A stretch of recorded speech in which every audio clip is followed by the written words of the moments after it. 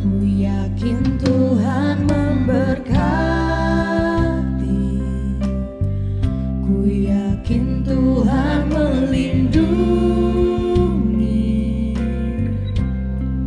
Burung di udara Tuhan pelihara karena kasih-Nya. Tuhan selalu menolongku, selalu menjagaku. Sehelai di rambutku tak akan terjatuh tanpa seizinmu. Tuhan selalu menolongku, selalu menjagaku.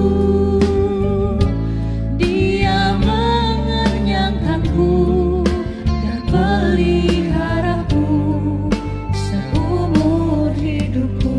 Berkat kemuliaan buat Tuhan kita. Musim akan selalu berganti, kasih Tuhan tetap abadi, tak akan berubah sampai selamanya. Ku tetap percaya, ku yakin Tuhan memberkati. Kami yakin Kau Tuhan, Tuhan melindungi. Kau yang melindungi ya Tuhan. Burung di udara Tuhan pelihara karena kasih. Mari sama-sama naikkan pujian ini dari iman. Tuhan selalu menolongku, selalu menjagaku.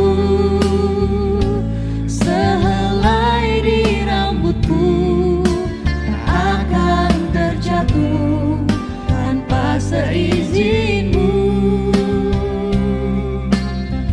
Tuhan selalu menolongku,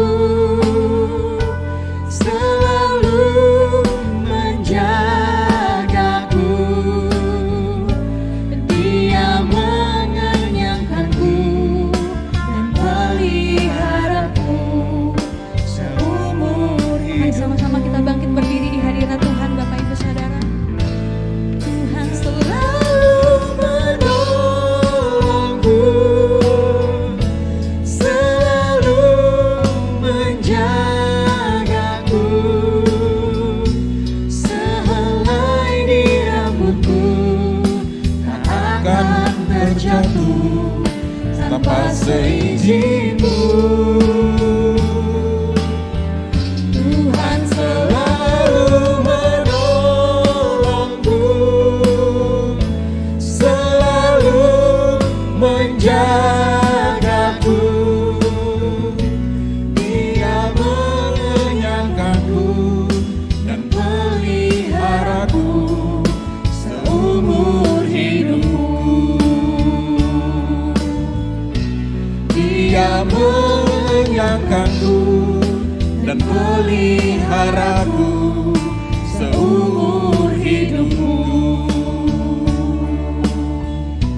Dia mengenyangkanku dan peliharaku seumur hidupku. Haleluya. Sekalipun musim selalu berganti ya Tuhan, tetapi kasih Tuhan tetap abadi bagi setiap kami. Burung pipit di udara Tuhan pelihara, bunga di ladang Engkau dandani ya Tuhan. Apalagi hidup kami ya Tuhan, yang menjadi biji mata Tuhan, yang telah Tuhan pilih dan Tuhan khususkan.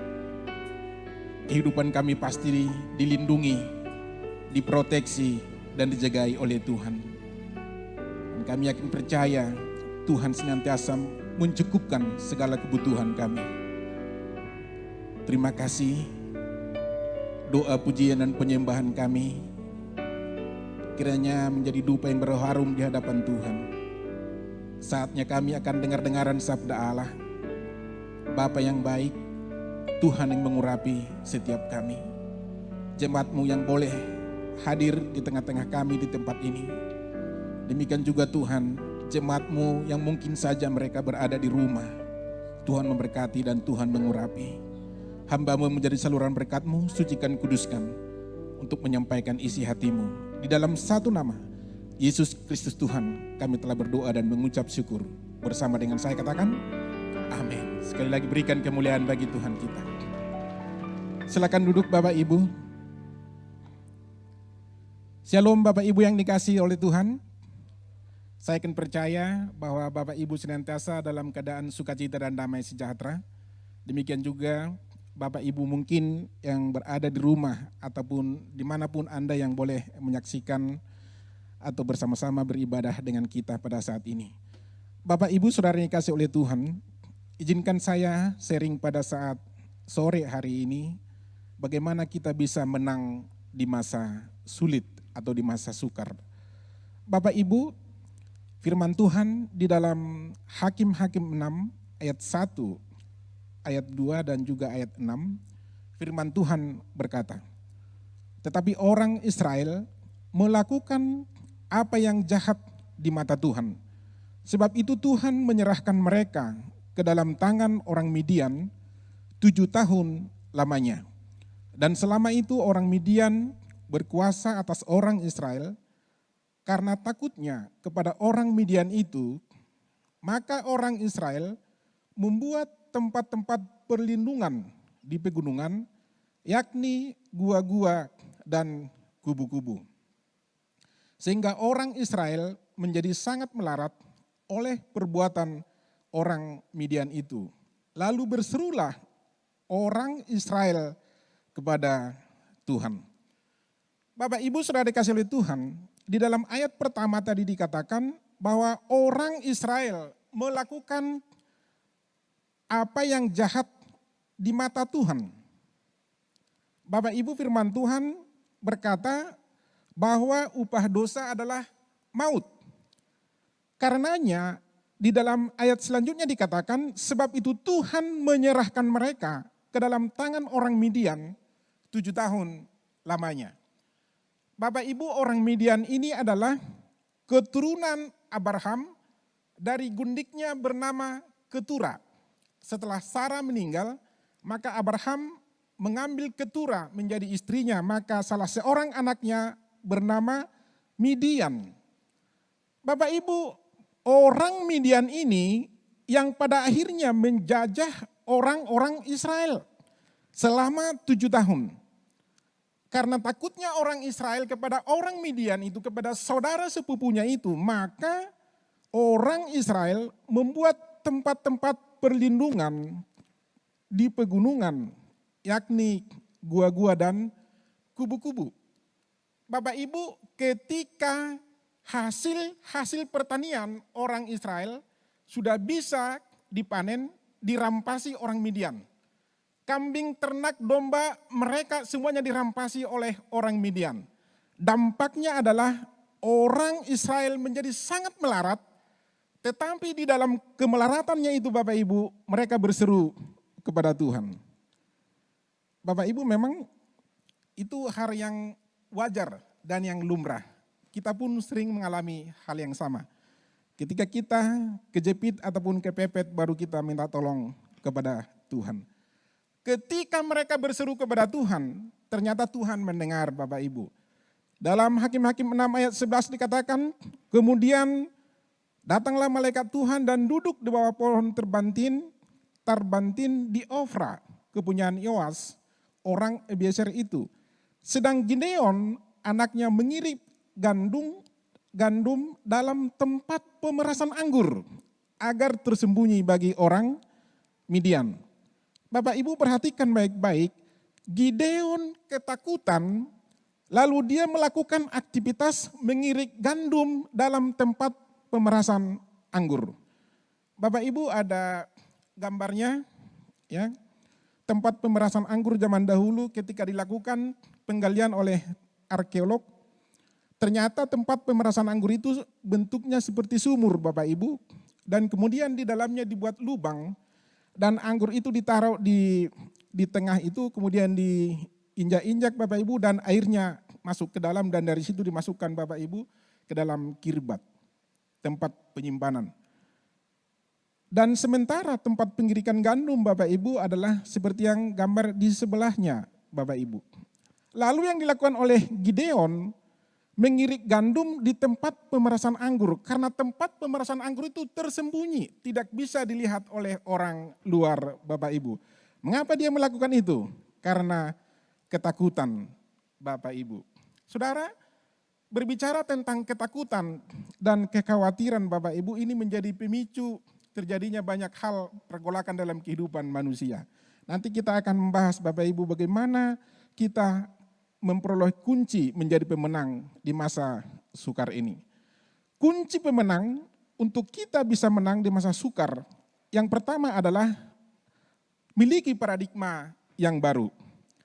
Hakim-Hakim 6 ayat 12, firman Tuhan berkata, malaikat Tuhan menampakkan diri kepadanya dan berfirman kepadanya, demikian, Tuhan menyertai engkau ya pahlawan yang gagah berani. Bapak Ibu, cara pandang Tuhan dan cara pandang Gideon itu berbeda.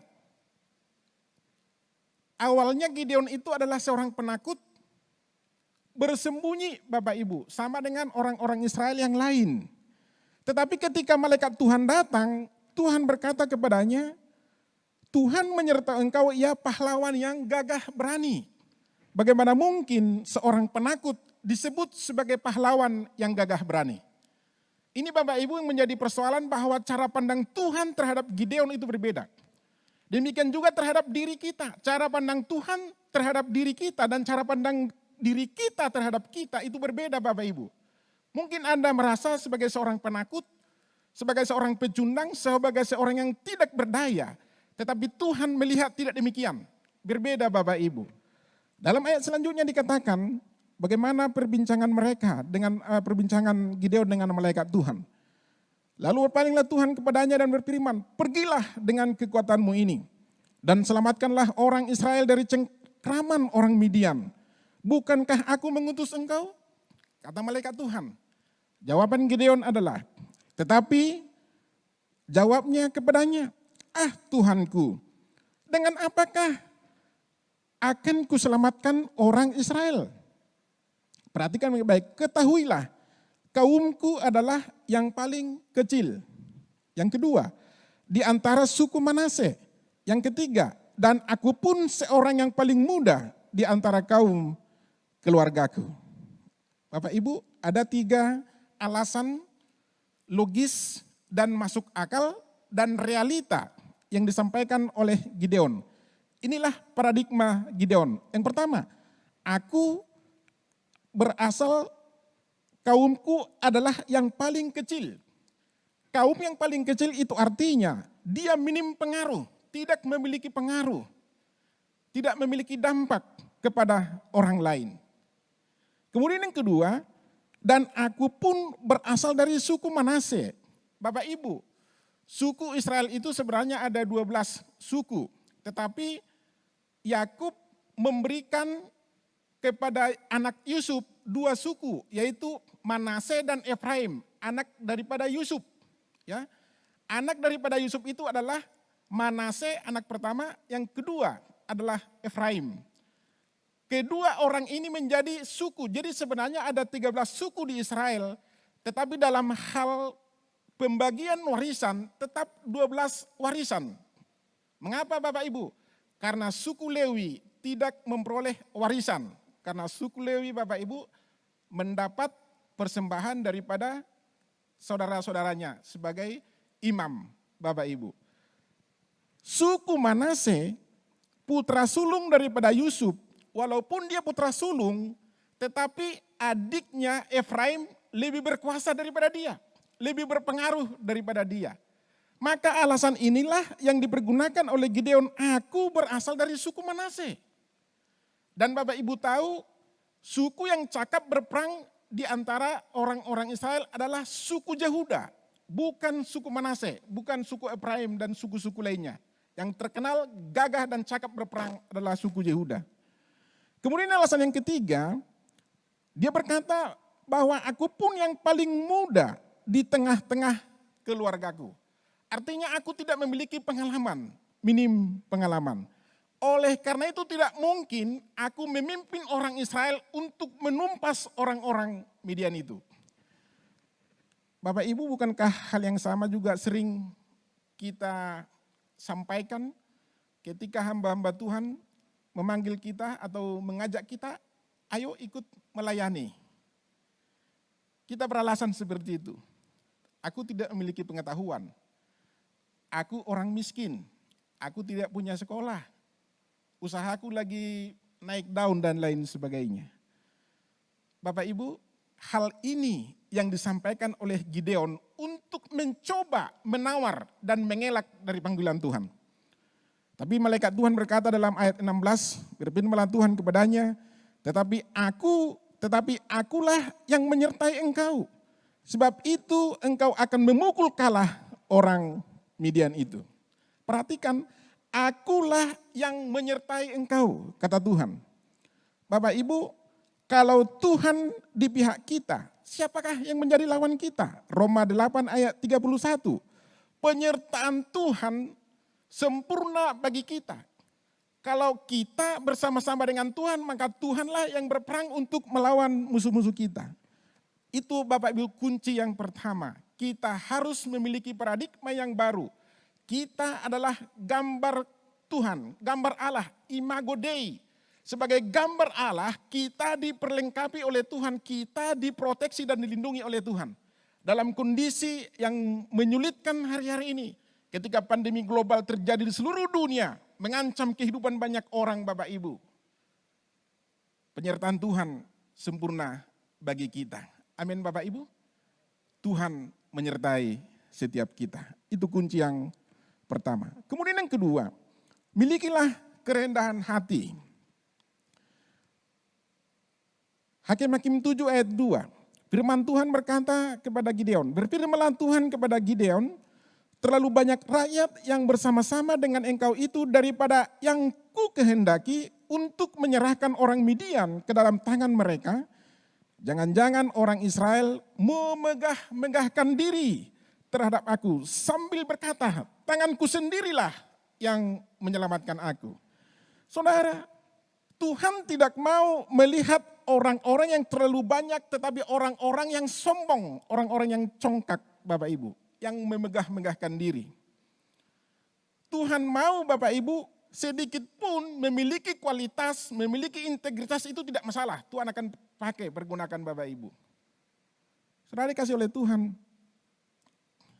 di tengah-tengah bangsa kita yang plural ini Bapak Ibu, orang sering mengembuskan isu mayoritas-minoritas. Jangan takut Bapak Ibu, minoritas pun ya, kalau kita di pihak Tuhan, maka Bapak Ibu kebijakan-kebijakan ya, maka arah perjalanan bangsa dan negara kita Bapak Ibu, pasti Tuhan bersama-sama menyertai bangsa ini. Oleh karena yang sedikit ini senantiasa memiliki hidup kualitas di tangan Tuhan. Amin Bapak Ibu. Firman Tuhan di dalam Yakobus 4 ayat 6 sampai 7. Allah menentang orang congkak, tetapi mengasihi orang yang rendah hati. Karena itu tunduklah kepada Allah dan lawanlah iblis, maka ia akan lari daripadamu. Kerendahan hati adalah kunci menang di dalam peperangan. Ketundukan kepada Allah. Saudara, saya sudah menjadi hakim selama 18 tahun Bapak Ibu. Ya. Sejak tahun 2002 sampai dengan sekarang ya, di berbagai kota di Indonesia.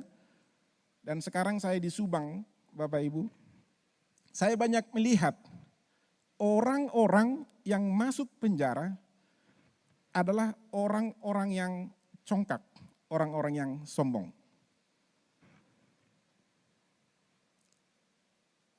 Ini menjadi persoalan serius Bapak Ibu. Karena kalau dia rendah hati Bapak Ibu, maka dia tidak akan terperosok ke dalam penjara Bapak Ibu. Saya sudah berkeliling Bapak Ibu, mulai dari Sidimbuan, ke Tarutung, ke Jepara, balik lagi ke Lubuk Pakam, ke Balige, ya, terus di Jambi juga, dan sekarang di Subang Bapak Ibu. Ya. Mereka adalah orang-orang yang sombong. Orang sombong akan kalah dalam peperangan. Maka Tuhan berkata, rendahkan hatimu, tunduklah kepada Allah, dan lawanlah iblis, maka ia akan lari daripadamu. Jadi ketundukan kepada Allah, kerendahan hati adalah kunci kemenangan. Kemudian yang ketiga, kita harus memiliki mental sebagai seorang pemberani. Dalam Hakim-Hakim 7 ayat 3 dikatakan, maka sekarang serukanlah kepada rakyat itu demikian. Siapa yang takut dan gentar, biarlah ia pulang enyah dari pegunungan Gilead. Lalu pulanglah 22.000 orang dari rakyat itu dan tinggallah 10.000 orang. Bapak Ibu, dari 32.000 orang, maka pulang sebanyak 22.000 orang. Artinya apa? Di antara mereka lebih banyak orang penakut, orang gentar. Saudara, masalah emosional itu juga berkaitan dengan ketakutan, berkaitan dengan kecemasan, dan itu akan menimbulkan depresi, Bapak Ibu. Dan itu dampaknya nanti akan merusak dirinya sendiri, merusak orang lain. Bapak Ibu, orang berkelahi mengapa? Karena dia takut. Orang bercerai mengapa? Karena dia takut suaminya tidak bisa memberikan kebahagiaan dan kesejahteraan kepadanya. Karena dia takut suaminya akan memberikan dampak buruk kepada anak-anaknya. Maka terjadilah perceraian. Sumbernya dari ketakutan. Takut tidak memiliki masa depan yang lebih baik, Bapak Ibu. Ya, saudara dikasih Tuhan, ketakutan ini Bapak Ibu harus diatasi. Harus diselesaikan Bapak Ibu. Bapak Ibu datang ke tempat ini, Bapak Ibu adalah orang-orang yang pemberani. Berani tapi bukan berarti konyol Bapak Ibu. Berani karena penyertaan Tuhan bersama-sama dengan dia. Amin Bapak Ibu. Ya. Ini menjadi penting Bapak Ibu. Saya memberikan kesaksian pada tahun 2009. Ya. 2009 Bapak Ibu, waktu saya diterima menjadi calon hakim, kami dibawa ke pantai Ancol oleh pasukan marinir dan intai amfibi bulan Juli tahun 2009. Bapak Ibu, ini di penghujung latihan dasar militer, dan kemudian pelatih berkata kepada kami lebih kurang 101 orang. Siapa yang berani di antara kalian? Berani akan dibawa ke tengah laut dan akan berenang sendiri ke pinggir pantai tanpa bantuan pelatih. Dan itu sudah malam Bapak Ibu. Maka Bapak Ibu 50% tunjuk tangan yang berani termasuk saya. 50% lagi adalah tidak berani, mereka menjadi pasukan bodrek berjalan-jalan di pinggir pantai. Pasukan bodrek maju jalan, ya, pasukan bodrek mereka Bapak Ibu. Saya berani. Kemudian yang kedua, pelatih berkata, di sini ditemukan ada 50 orang yang berani. Di antara kalian akan diseleksi lagi. Dia berkata seperti ini, kalau Anda nanti berenang dari tengah laut, menemukan ular berbisa, jauhi dia. Itu bahaya. Bisa kamu dipatok, mati. Kemudian yang kedua, kalau kamu ketemu dengan ubur-ubur juga hal yang sama. Jauhi dia, jangan dekati dia. Kalau kamu ketemu dengan binatang buas lainnya, segera hindari dia. Pertanyaan terakhir, siapa yang berani di antara kalian? Bapak Ibu, di antara 50 orang itu maka tidak sampai Bapak Ibu 30 orang yang berani. Yang lainnya masuk bergabung pasukan bodrek. Bapak Ibu, salah satunya yang berani adalah saya, Bapak Ibu. Maka Bapak Ibu sekasih Tuhan, maka pelatih memberikan kepada kita bahan pelampung, kemudian kita naik ke perahu karet Bapak Ibu, dan dibawa ke tengah laut, ternyata tidak sampai setengah kilometer, lebih kurang 250 sampai 300 meter. Sampai di laut kemudian disuruh lompat, dan pelatih berkata tidak ada bantuan dan tidak bisa saling menolong antara satu dengan yang lain. Semua berjuang sendiri-sendiri. Kami akan mengawasi dari belakang jauh-jauh. Bapak Ibu, teman-teman saya semua lompat dan berenang secepat kilat sampai finish di pinggir pantai. Bapak Ibu, giliran saya ketika saya lompat dari perahu karet itu, maka saya mulai berenang bagaikan bebek berenang. Karena saya tidak ahli berenang, tidak tahu berenang. Saya pernah latihan renang waktu di Padang Bapak Ibu, tapi itu hanya sekedar 50 meter dan itu di kolam renang, bukan di laut yang ada gelombang-gelombangnya. Bapak Ibu, pelatih merasa curiga. Maka kemudian ketika teman-teman saya sudah finish di pinggir pantai, maka pelatih berkata, "Derman," saya katakan, "siap komandan." Maka pada saat yang sama saya merasakan ada tenaga super dari belakang mendorong saya pelan-pelan. Setiap dipanggil nama saya, "Derman," saya katakan siap. Maka ada dorongan-dorongan dan puji Tuhan pada akhirnya saya tiba di pinggir pantai. Kemudian pelatih berkata kepada saya, "Derman hebat." Kemudian saya katakan kepada pelatih, "Memang saya hebat." Lalu saya katakan saya hebat, tapi komandan perlu bertahu kehebatan saya di mana. Saya akan didorong sama komandan dari belakang. Komandan kan sudah curiga bahwa saya tidak tahu berenang. Kemudian dia berkata seperti ini, "Tidak seorang pun ya yang bisa berhasil tanpa bantuan orang lain. Kamu telah menunjukkan sikap keberanianmu. Walaupun kamu tidak bisa berenang, tapi kamu bertanggung jawab dan kamu menyatakan diri sebagai seorang pemberani." Bapak Ibu kasih Tuhan, yang mau saya katakan adalah ya, itu pelatih di dunia ini. Benar, dia memiliki sertifikasi keahlian pelatihan. Tetapi bukankah Tuhan kita jauh daripada pelatih-pelatih ini? Tuhan kita jauh lebih hebat dari pelatih-pelatih yang ada di dunia ini. Ketika Tuhan berkata berjalan, maka kita harus berjalan. Ketika Tuhan berkata naik, maka kita harus naik. Ketika Tuhan berkata ayo, maka kita harus ikut. Persoalannya Bapak Ibu, banyak orang tidak meresponi panggilan Tuhan karena dia takut. Ketika kamu takut, maka kamu tidak akan pernah naik level. Maka kamu tidak akan pernah naik tingkat, Bapak Ibu.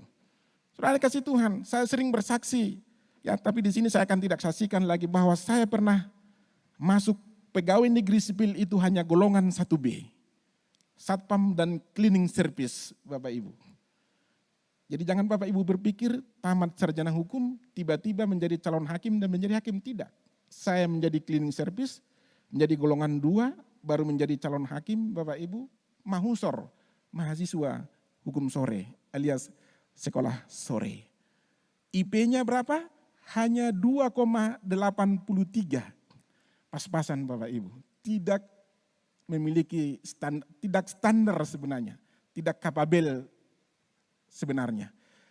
Tetapi dalam ketidakmampuan saya, dalam kebodohan saya, ternyata tangan Tuhan yang penuh kuasa terus menolong saya. Sehingga saya pernah sudah menjadi ketua pengadilan di Jambi Bapak Ibu. Dan sekarang menjadi wakil ketua PN di Subang. Bukan karena saya pintar, tidak.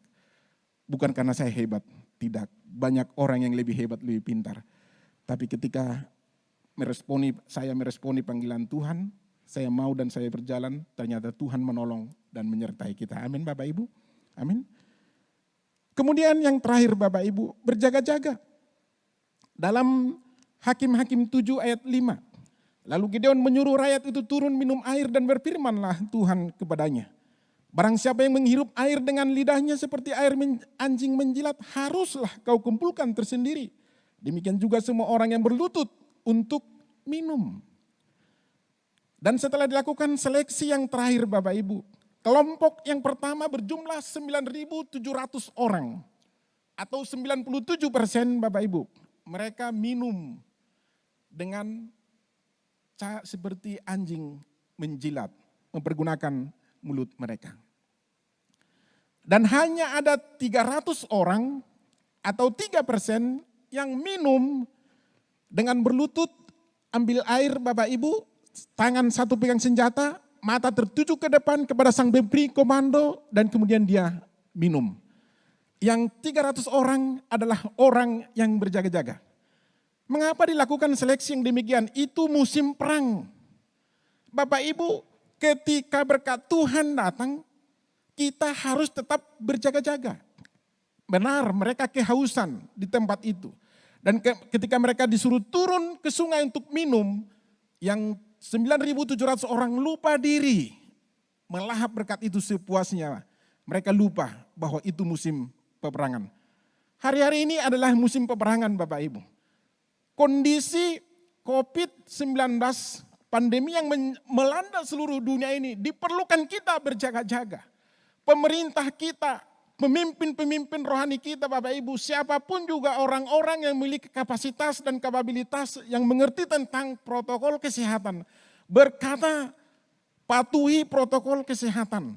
Kemanapun kamu harus pakai masker, harus jaga jarak dan lain sebagainya, dan banyak berdoa, dan harus menjaga imunitas tubuhnya dengan tetap bersemangat, jangan pernah loyo, jangan pernah depresi, berjaga-jaga dan berdoa. Bapak Ibu, sebagai prajurit Kristus kita harus berjaga-jaga. Lalu Bapak Ibu, dalam Hakim-Hakim 7 ayat 20 dikatakan seperti ini, demikianlah ketiga pasukan itu, karena mereka tadi dibagi pasukan pertama, kedua, dan ketiga, yang bersama-sama meniup sangkakala, memecahkan buyung. Sangkakala berbicara tentang pujian, penyembahan. Memecahkan buyung berbicara tentang mengenyampingkan Bapak Ibu selubung-selubung yang ada di dalam dirinya. Sehingga dan memegang obor di tangan kirinya berbicara tentang pelita, berbicara tentang terang. Dan sangkakala di tangan kanannya ditiup serta berseru, pedang demi Tuhan dan demi Gideon. Saudara, akibatnya pasal 21, sementara itu tinggallah mereka berdiri masing-masing di tempatnya sekeliling perkemahan itu, tetapi seluruh tentara musuh menjadi kacau balau, berteriak-teriak melarikan diri. Antara satu dengan yang lain menjadi baku hantam Bapak Ibu. Mereka sendiri yang bunuh-bunuhan, baku bunuh, baku hantam. Mereka sendiri hanya memandang dan melihat, menontonnya. Dampak akibatnya adalah maka seluruh musuh itu lari terbirit-birit Bapak Ibu sampai ke Betsita arah Jerera, sampai ke pinggir Abel Mehola dekat Tabat. Saudara, di awal tadi saya katakan orang Israel termasuk Gideon takut.